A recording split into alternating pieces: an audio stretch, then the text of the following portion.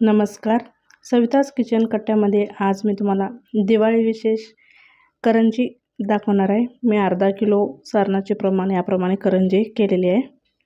त्यासाठी मी याप्रमाणे 3 वाट्या खोबरं किसून घेतलेले आहे. खोबऱ्याचं आपण सारण करून घ्यायचं आहे. त्यासाठी 2 चमचे खसखस घेतलेले आहे. ते थोडं गरम करून घ्यायचं, लालसर होसर गरम करून घ्यायचं. त्यानंतर आपण हा किसलेलं खोबरं परतून घ्यायचं, थोडं कुरकुरीत होण्यासारखं. आपलं कुरकुरीत झालेलं आहे आता खोबरं. आता आपण 2 चमचे तूप घेतलेलं आहे. त्यात तूप घेतलेलं आहे आपण.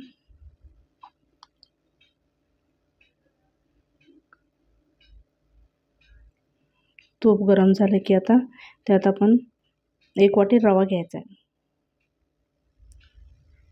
3 वाट्या खोबरं खिसून घेतलेलं आहे आपण, त्याप्रमाणे 1 वाटी रवा घेतलेला आहे. रवा छान मंद आचेवर लालसर होईस्तोवर भाजून घ्यायचा आहे. त्यात आपण थोडे ड्रायफ्रूट्स टाकूया. काजू टाकलेले आहे मी.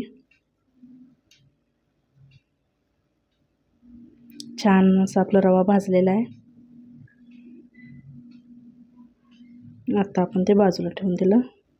आता हे जे खोबरं आहे आपण हे हाताने असे एकसारखे बारीक करून घेऊ. थोडंच बारीक करून घ्यायचं, एकात दुसरं असेल तरी चालते. अशा प्रकारे आपण बारीक करून घेतलेले आहे खोबरं. आता आपण त्यात थंड झाल्यावर रवा घातलेला आहे. या वाटीने मी रवा घेतला होता, त्याच वाटीने 3 वाटी आपण पिस्ता घ्यायचा आहे.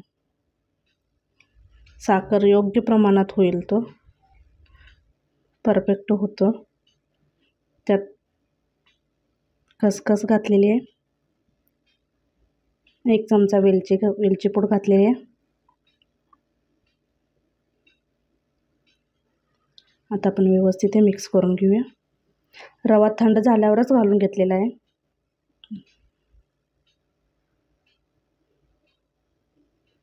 व्यवस्थित असे आपलं सारण तयार झालं आहे. करंजी करायच्या आदल्या दिवशी आपण सारण करून घेतले तर एकदम चांगले, म्हणजे वास मुरतो त्यात. आपण सारण एका डब्यात भरून ठेवूया.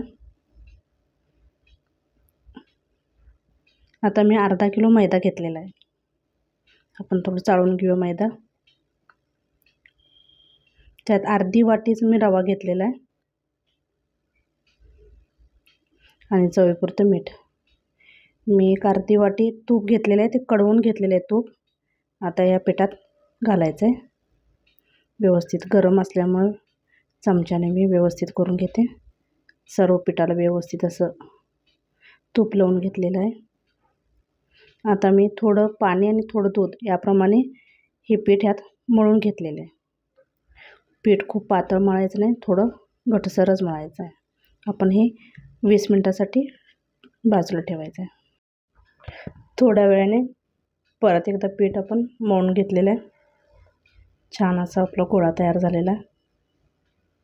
आपण त्यातला एक मोठा गोळा घ्यायचा आहे.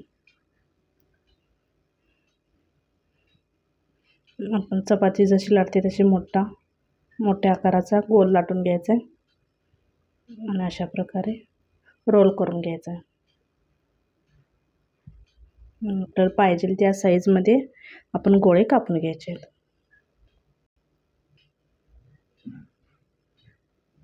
या प्रकारे आपण असे पानं लाटून घ्यायचे.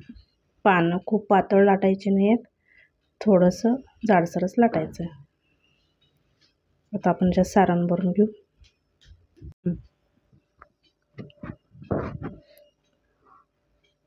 सारण थोडं भरपूरच भरायचं आहे आपल्याला. आपण कढईला दूध लावून घेतलेलं आहे आणि व्यवस्थित असं आपण त्याला चिकटून घ्यायचं आहे, जेणेकरून आपलं तेलात फुटू नये.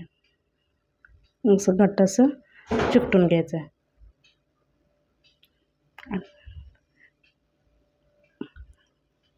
आपले करंजी तयार झाले. आपण एक सर्व कढईचं काढून घ्यायचं. आता आपण तळून घेऊया.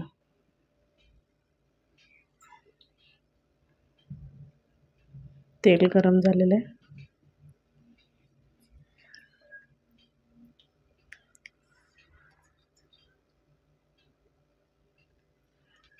कढईत आपल्या किती मावतील तेवढा आपण करंजी सोडायचे, जास्त सोडायचे नाही, 4 ते 5 सोडायचे आपण. छान असं खर्ची फुगलेली आहे.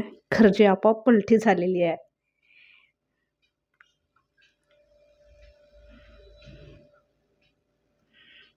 एक साईड भाजल्यानंतर आपण दुसऱ्या साईडने आपण पलटून घेऊ.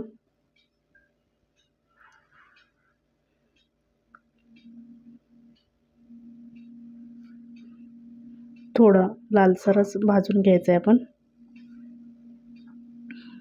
अशा प्रकारे त्याच्यावर आपल्याला पुरवसुद्धा उठलेली आहे.